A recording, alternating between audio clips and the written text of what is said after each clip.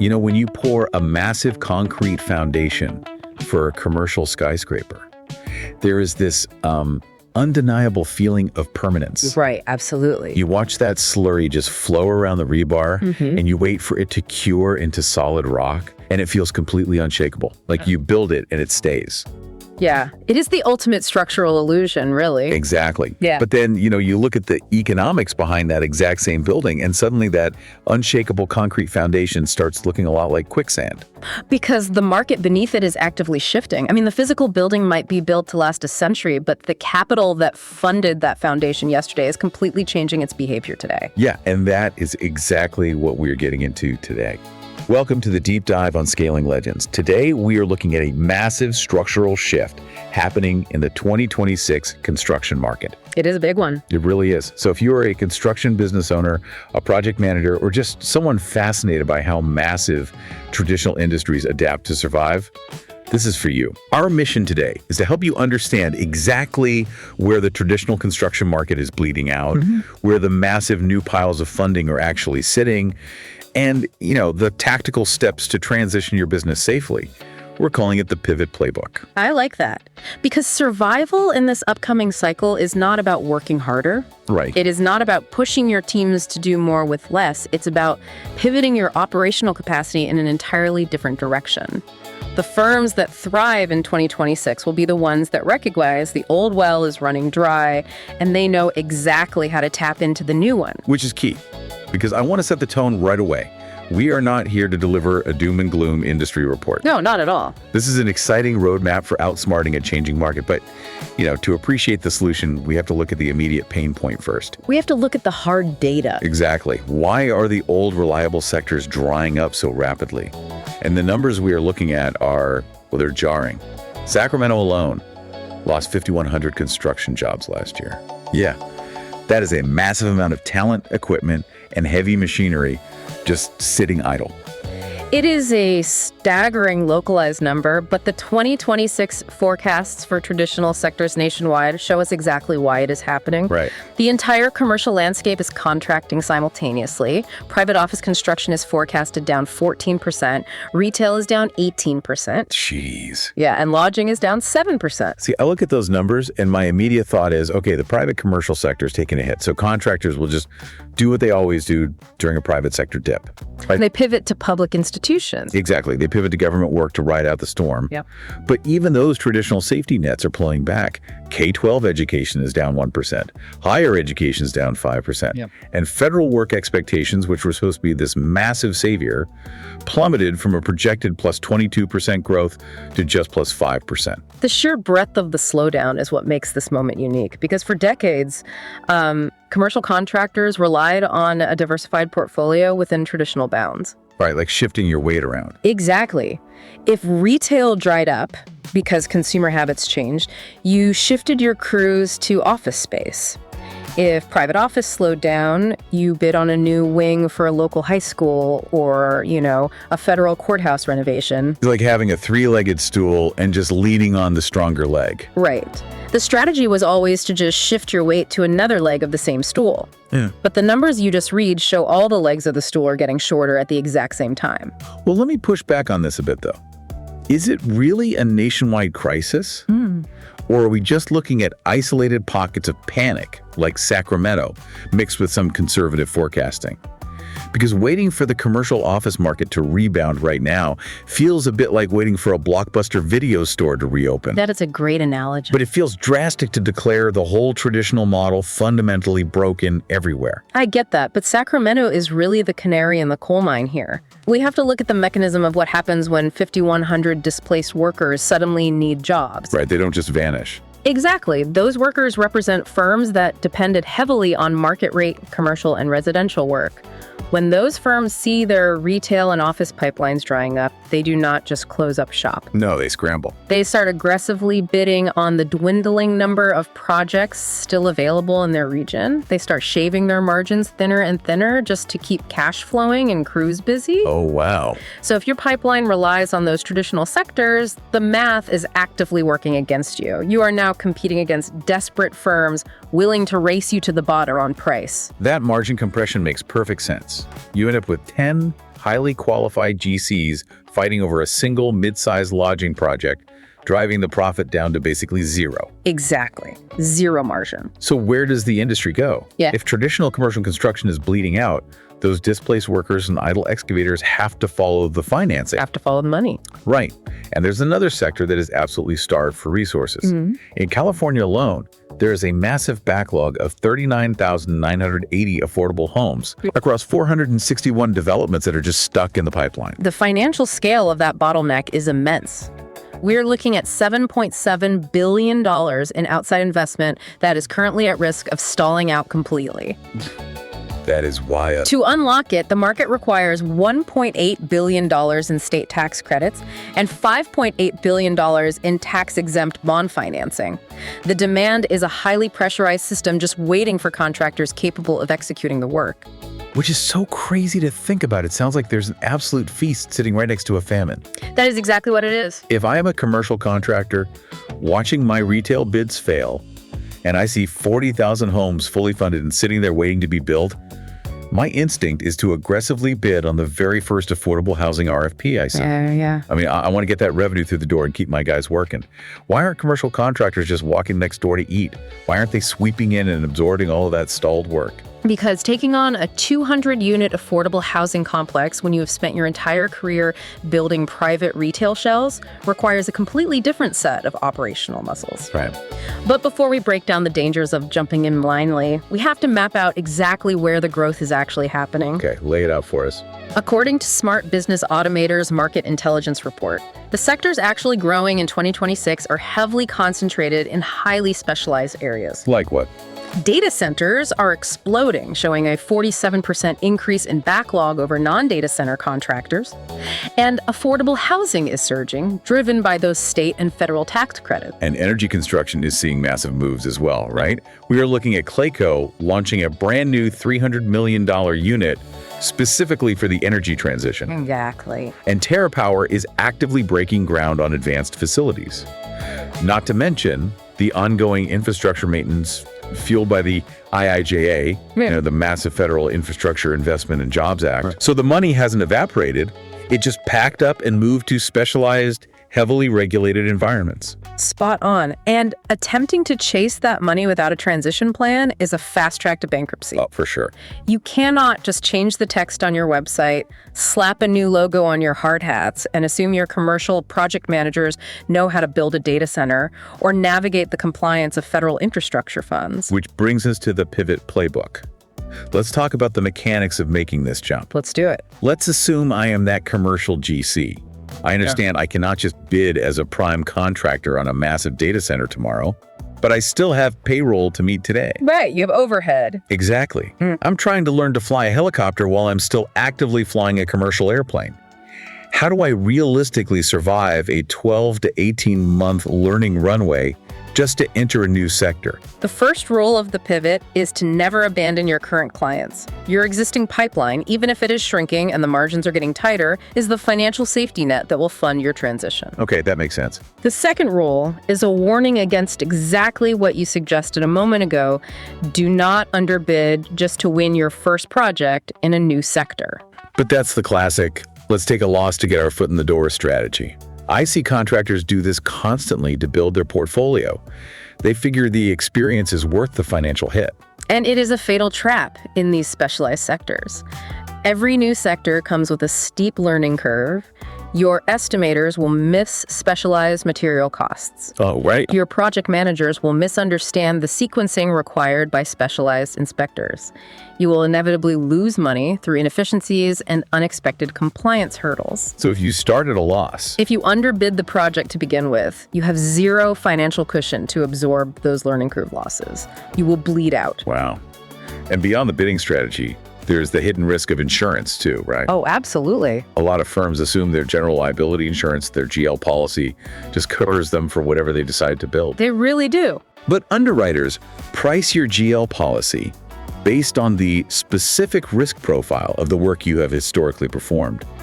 So if you have been pouring slab foundations for single-story strip malls, and suddenly you pivot into heavy civil infrastructure trenching, Funded by the IIJA, no less. right, your current policy might not cover that new risk profile at all.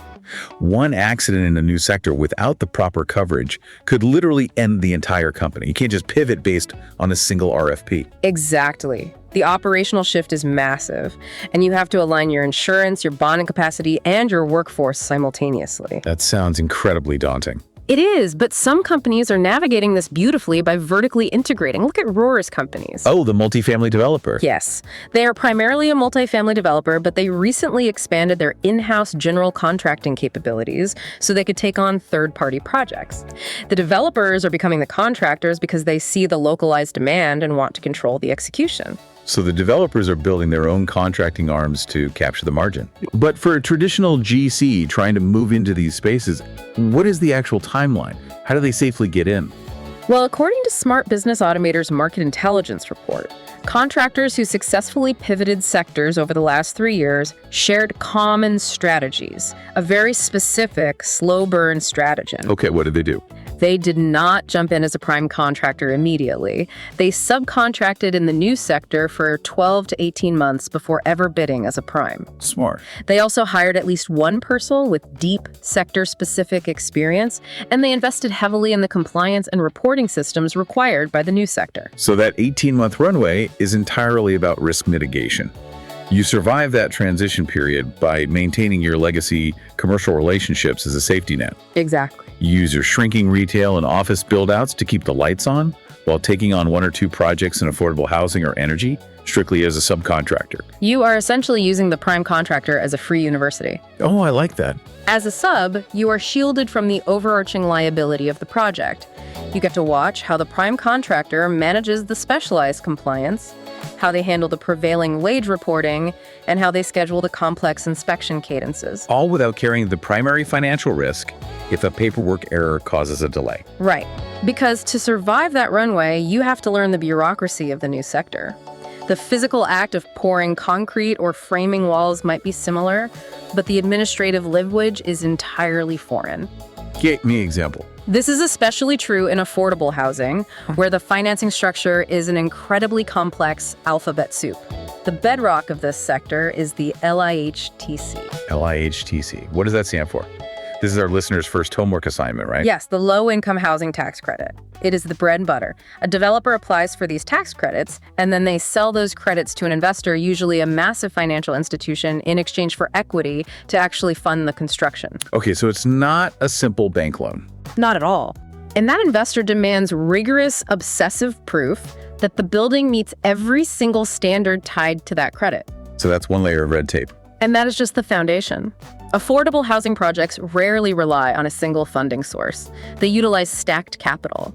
You might have the LIHTC plus federal and state historic tax credits, which can add 20 to 45% of qualified rehab costs to the pot. Oh, 45% is huge. It is. But on top of that, you might have HUD home funds, state housing trust funds, and community development block grants, or CDBG. Oh my gosh. Every single one of those funding sources comes from a different entity, and every single one demands its own unique set of reporting requirements, compliance audits, and legal stipulations. I am putting myself in the shoes of a traditional builder right now, and hearing this makes me want to run the other way. A lot of them do. I mean, this sounds less like construction and more like Wall Street accounting.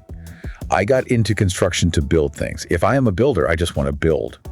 Now you're telling me I need to be an expert in historic tax credits, stacked capital auditing, and prevailing wage labor laws. That reaction you just described is the exact moment where the vast majority of contractors throw their hands up and walk away.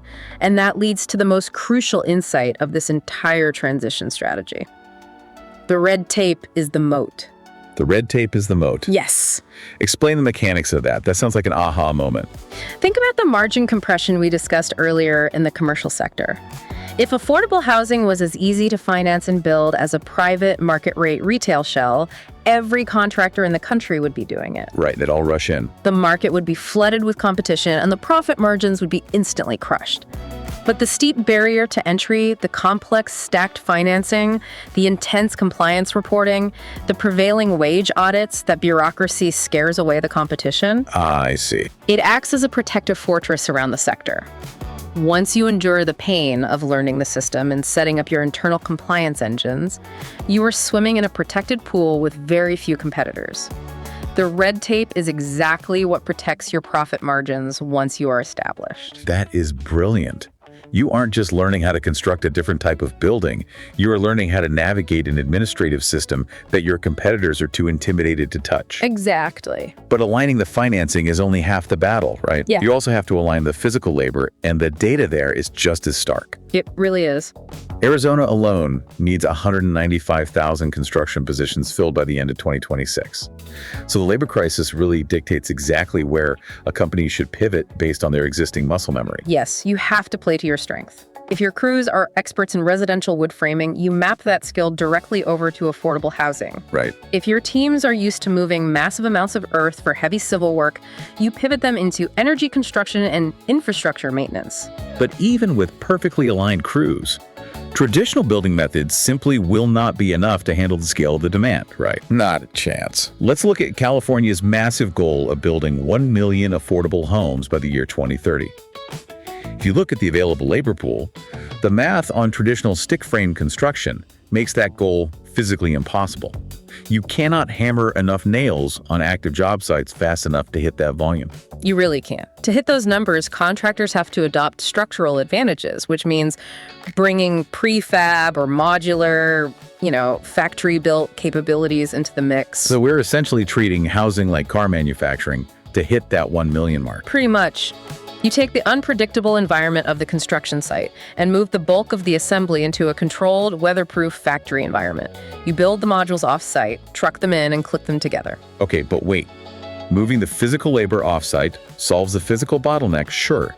But with all these new compliance tracking needs, aren't we just trading physical labor bottlenecks on the job site for administrative bottlenecks in the office? Yes, that is exactly the risk.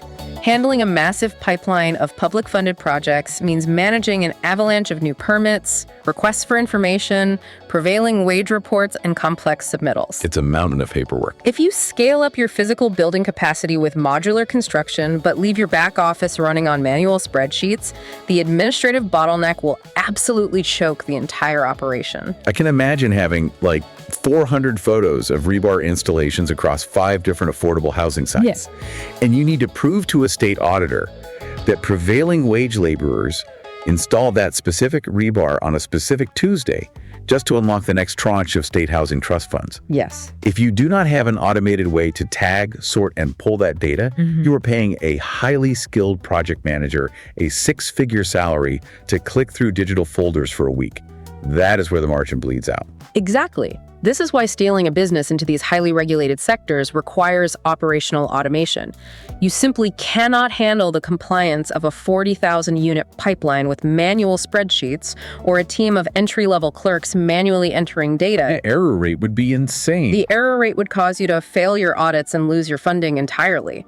This is where AI-powered platforms shift from being a luxury to a mandatory requirement for survival. So you need systems that actually understand the pain points of the project manager, like smart document organization that automatically tags those site photos and plans. Yes. And document intelligence that can ingest hundreds of pages of technical specifications and extract the exact compliance details the auditor needs. And schedule risk detection. Right. If one of your stacked financing partners requires a milestone inspection by Friday, and the AI detects a materials delay that pushes you to next Tuesday, you need to know that instantly so you can adjust before it derails your funding. The contractors who will dominate 2026 are not necessarily the ones who swing hammers the fastest.